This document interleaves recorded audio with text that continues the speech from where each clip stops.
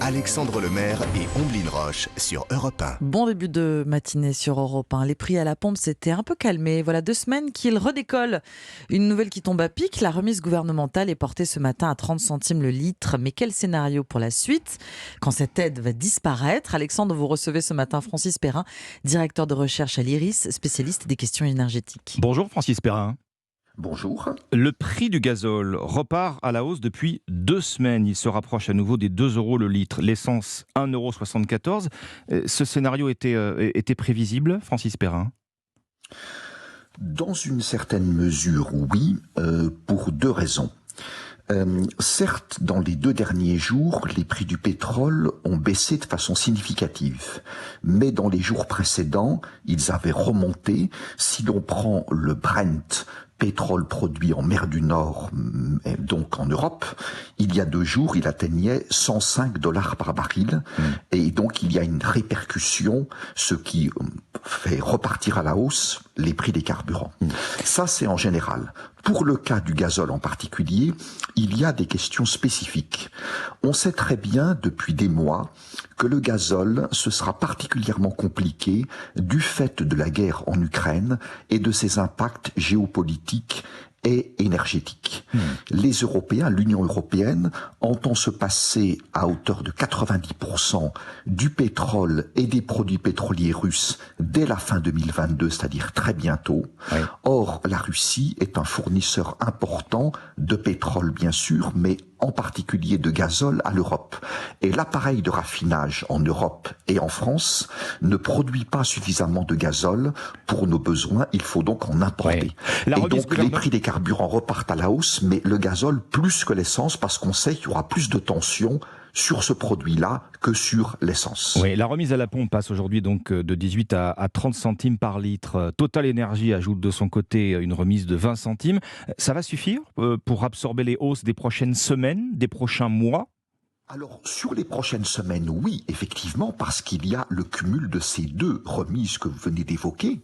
Donc 30 plus 20, ça fait 50 sur les mois de septembre et d'octobre. Alors bien sûr, ces 2 remises sont différentes. La première est nationale, la seconde concerne les stations Total Énergie. Alors ça fait quand même 3500 stations-service, ce n'est pas rien. Mais j'imagine que les automobilistes vont plus spécialement aller dans des stations-service dans lesquelles les prix sont plus bas de façon significative. Et puis ensuite, novembre-décembre, ces remises passeront à 10 centimes pour le gouvernement, 10 centimes pour Total Énergie. Donc pour les prochaines semaines, évidemment, ce sera une détente bienvenue pour les automobilistes. La grande question, c'est à partir du 1er janvier 2023, que ces dispositifs vont donc s'arrêter. Ça ne veut pas dire qu'il y aura un vide après. Le gouvernement réfléchit à d'autres dispositifs, mais sans doute de nature différente, plus ciblée, alors qu'ici c'est une remise sur les prix des carburants pour tous les automobilistes. Le problème, c'est que le quoi qu'il en coûte, ça a évidemment des limites budgétaires. 1er janvier 2023, Francis Perrin, on n'a plus qu'à espérer une stabilisation des prix l'hiver prochain. C'est sortir la boule de cristal que d'y croire, ou est-ce que c'est un scénario qui se dessine ? Alors, on peut toujours croire, bien sûr, on peut toujours être optimiste. En général, dans la vie, ça aide un petit peu. Cependant, lorsque l'on parle des prix du pétrole, des prix des carburants, on est obligé d'être réaliste, ce qui ne veut dire pas forcément optimiste, pas forcément très pessimiste. Et là, évidemment, c'est pas simple. Tout le monde sait maintenant que, malheureusement, la guerre en Ukraine est partie pour durer. Malheureusement, d'abord pour les Ukrainiens et ensuite pour les Européens. Il est évidemment très peu probable que le 1er janvier 2023, il y ait la paix en Ukraine. Je le souhaiterais beaucoup, mais ça, par contre, je n'y crois pas du tout, même en étant raisonnablement optimiste.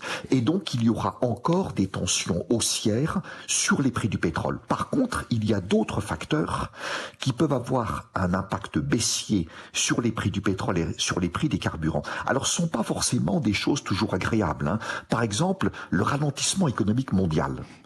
évidemment, plus l'économie se ralentit, moins on aura besoin de consommer du pétrole. Et ça peut avoir un effet baissier sur les prix.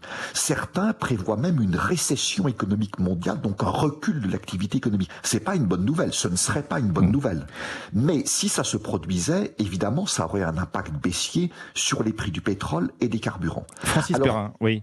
Francis Perrin, un mot du gaz avant qu'on se quitte, car le temps file. La Russie utilise le gaz comme une arme de guerre. Gazprom, on l'a vu, coupe ses livraisons de gaz à Engie. Le gouvernement dit que nos réserves dépassent 90% de leur capacité totale, nous dit que ça permettrait de tenir 2 mois. Ces 2 mois, dans quelles conditions ? Dans un hiver normal ? Dans des conditions de sobriété énergétique ? Alors, vous avez dit 2 mots importants. Hiver normal ou pas, et quelle sobriété énergétique. Clairement, la météo va être un enjeu clé pour passer l'hiver 2022-2023 et le passer dans quelles conditions ? Si on a un hiver froid ou si on a un hiver doux, ce ne sera pas la même chose en termes de consommation de gaz et aussi d'électricité. Deuxième élément, combien de gaz russe pendant l'hiver? Pour la France, maintenant, on est à 0. Pour l'Europe, il y en a de moins en moins. Est-ce que cet hiver, il y aura 0 gaz russe? Il y en aura un peu, beaucoup, j'y crois pas. Disons entre 0 et un peu. Et puis, l'état du parc nucléaire français, évidemment, qui aura un impact sur les prix d'électricité. Plus d'autres facteurs, bien sûr, au niveau mondial, dont la situation de l'économie mondiale. Donc, c'est compliqué, mais la France a l'avantage d'être déjà historiquement moins dépendante du gaz russe que nos voisins européens. Maintenant, on l'est pas du tout puisque Gazprom vient de couper. Alors, on est en été, donc pour l'instant, ça va. Le test, évidemment, c'est l'hiver. Bien sûr. On a des stocks qui seront remplis à 100% dans les semaines qui viennent.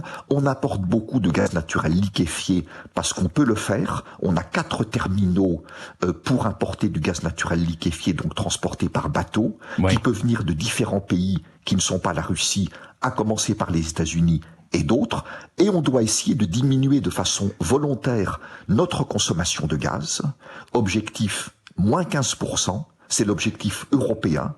À quoi vont s'ajouter des mesures françaises, le plan de sobriété qui sera dévoilé en septembre. Merci Francis Perrin, merci à vous, directeur de recherche à l'IRIS, spécialiste des questions énergétiques sur Europe 1.